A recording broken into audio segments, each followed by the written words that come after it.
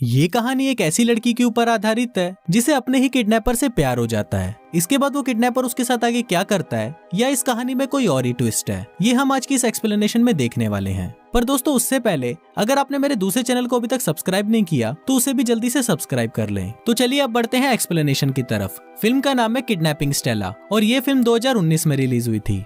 Movie की शुरुआत में हम दो लोगों को शॉपिंग करते हुए देखते हैं। ये लोग ड्रिलिंग करने का सामान, कुछ रस्सियां और कमरे को साउंड प्रूफ करने का सामान खरीद रहे थे। घर आने के बाद ये लोग एक कमरे को पूरी तरह साउंड प्रूफ बनाते हैं और वहाँ पर एक बेड भी रख देते हैं। इसके बाद वो दोनों अपनी वैन में जाते हैं और उसे भी साउंड प्रूफ कर देते हैं। अगले दिन वो दोनों एक लोकेशन पर जाकर किसी का इंतजार कर रहे होते हैं। थोड़ी देर बाद वहाँ से एक लड़की गुजरती है और वो दोनों अपनी वैन से उतरकर उस लड़की को किडनैप कर लेते हैं। इस लड़की का नाम स्टेला होता है और वो उसे वैन में ले जाकर उसके हाथ पैर और मुंह को बांध देते हैं। इसके बाद वो दोनों स्टेला को उसी रूम में लेके जाते हैं जिसे उन्होंने साउंड प्रूफ बनाया था। वो दोनों स्टेला को बेड से बांध देते हैं और उसके कपड़े उतारकर उसकी फोटोज क्लिक करने लगते हैं। फिर वो दोनों जबरदस्ती स्टेला को दूसरे कपड़े पहनाते हैं और उसे उस कमरे में बंद करके वहाँ से चले जाते हैं। थोड़ी देर बाद एक किडनैपर स्टेला के पास आता है और उससे उसके डैड का ईमेल एड्रेस और फोन नंबर मांगता है। वो किडनैपर उसको बोलता है कि वो लोग तुम्हारे बदले तुम्हारे डैड से बहुत सारे पैसे मांगेंगे और अगर तुम्हारे डैड ने पैसे दे दिए तो तुम सही सलामत अपने घर चली जाओगी। इसके बाद वो दोनों बाहर आते हैं। इनमें से एक किडनैपर जो ये काम पहली बार कर रहा था उसका नाम टॉम होता है और दूसरा किडनैपर जिसे इस काम का अच्छा खासा एक्सपीरियंस था उसका नाम विक होता है।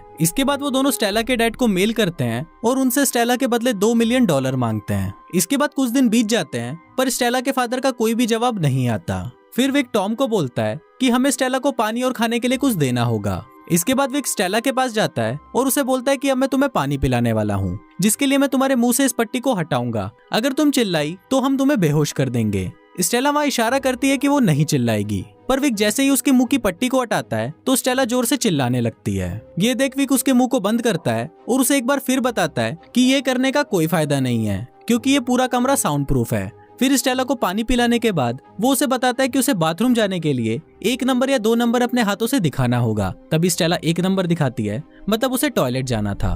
पर तभी वो एक पॉट लेकर आता है और वो स्टेला को उसी के सामने ही टॉयलेट करने के लिए बोलता है। पहले तो स्टेला इसके लिए मना कर देती है पर अब उसके पास और कोई ऑप्शन नहीं था इसलिए उसे उसकी बात माननी पड़ती है। इसके बाद हम देखते हैं कि टॉम को ये सब ठीक नहीं लग रहा था और वो इतना डिस्टर्ब हो चुका था कि वो ठीक से खाना भी नहीं खा रहा था। पर विक जब ये देखता है तो वो टॉम को जबरदस्ती खाना खिलाने लगता है। इसके बाद विक उसे बोलता है कि अब ये सोचने का टाइम नहीं है कि हम सही कर रहे हैं या गलत, क्योंकि इस चीज की तैयारी हम बहुत टाइम से कर रहे हैं और अगर तुम्हारी बेवकूफी से स्टेला को हमारे बारे में पता चल गया तो हमको फिर से जेल जाना पड़ सकता है। फिर विक के बाहर आते ही टॉम स्टेला की फोटोज चेक करता है जिसे देखकर उसे स्टेला के लिए बहुत बुरा लगता है। और फिर जब वो स्टेला को चेक करने के लिए उसके कमरे में जाता है तो वहाँ स्टेला उसे इशारा करती है कि उसको पॉटी जाना है।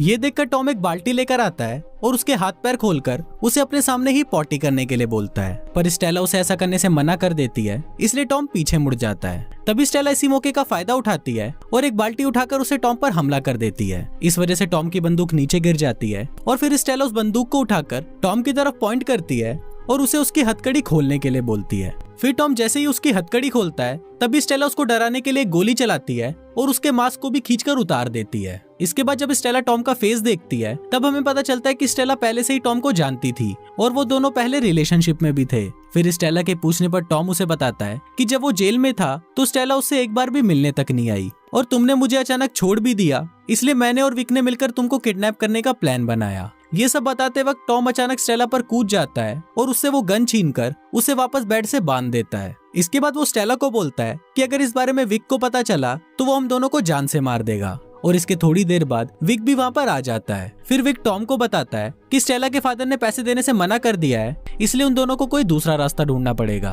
अगले दिन वो दोनों स्टेला के रूम में कैमरा लेके जाते हैं और विक स्टेला को बोलता है कि तुम्हारे फादर ने हमें पैसे देने से मना कर दिया है इसलिए अब हम तुम्हारी उंगली काटकर एक वीडियो बनाएंगे और उसे तुम्हारे फादर को भेजेंगे। पर ये सुनते ही स्टेला बहुत डर जाती है और उन्हें ऐसा करने से मना करती है पर विक उसकी बात नहीं सुनता तो स्टेला उसे बताती है कि वो प्रेग्नेंट है। ये सुनकर टॉम शॉक्ड हो जाता है और वो विक को उसकी उंगली काटने से मना कर देता है। वो बोलता है कि हमने इतना तो रिकॉर्ड कर ही लिया है कि इसके फादर पैसे देने के लिए राजी हो जाएंगे। इसके बाद विक जब स्टेला को खाना खिला रहा होता है तब स्टेला उसे बोलती है कि वो सिर्फ टॉम के हाथ से ही खाना चाहती है पर विक उसे मना कर देता है। वहीं टॉम की नजर उस बुलेट पर पड़ती है जो स्टेला ने उस पर चलाई थी। ये देखकर टॉम उसे उठाने की कोशिश करता है पर विक उसे उसकी जगह पर ही खड़े रहने के लिए बोलता है।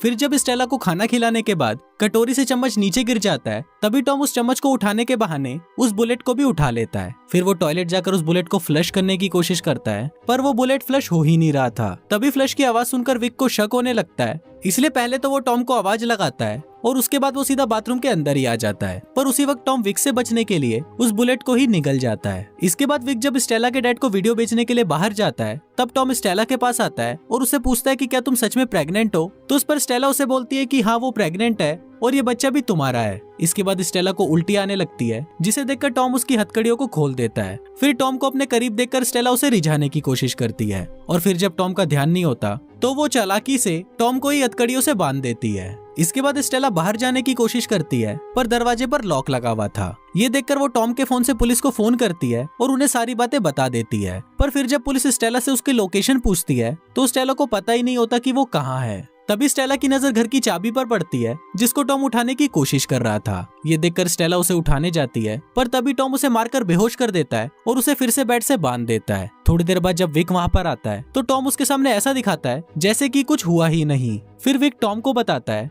कि स्टेला के डैड पैसे देने के लिए मान गए हैं, इसलिए उन्हें आज ही यहाँ से जाना होगा। ये सुनते ही टॉम बाहर जाकर वैन को रेडी करने लगता है, पर तभी उसे वहाँ पर स्टेला की प्रेगनेंसी रिपोर्ट मिलती है, जिसको पढ़ने पर टॉम को यकीन हो जाता है कि स्टेला सच में प्रेग्नेंट है। दूसरी तरफ जब विक स्टेला को लेने जाता है तो उसे वहाँ पर टॉम का मोबाइल मिलता है, जिसको चेक करने पर उसे पता चलता है कि स्टेला ने पुलिस को फोन लगाया था। इसके साथ ही उसे वहाँ पर वो गोली भी मिल जाती है जिसे स्टेला ने टॉम पर चलाई थी। अब ये सब देखकर विक को वापस शक होने लगता है और फिर वो सच पता लगाने के लिए स्टेला को टॉर्चर करना शुरू कर देता है। अब इससे स्टेला भी बहुत ज्यादा डर जाती है और वो विक को बता देती है कि टॉम उसका एक्स बॉयफ्रेंड है। ये सुनकर विक को लगता है कि शायद टॉम ने उसका भी नाम उसे बता दिया होगा, इसलिए वो स्टेला से उसका नाम पूछता है, लेकिन स्टेला उसे बोलती है कि उसे उसका नाम नहीं पता। फिर जब टॉम वापस आता है तब विक उसे पूछता है कि आखिर तुमने स्टेला को ही किडनैप करने के लिए क्यों चुना। इस पर टॉम उसको बोलता है कि हम दोनों ने ही तो मिलकर स्टेला को किडनैप करने के लिए चुना था। इसके बाद विक टॉम को बोलता है कि हम दोनों को एक दूसरे से ऑनेस्ट रहना चाहिए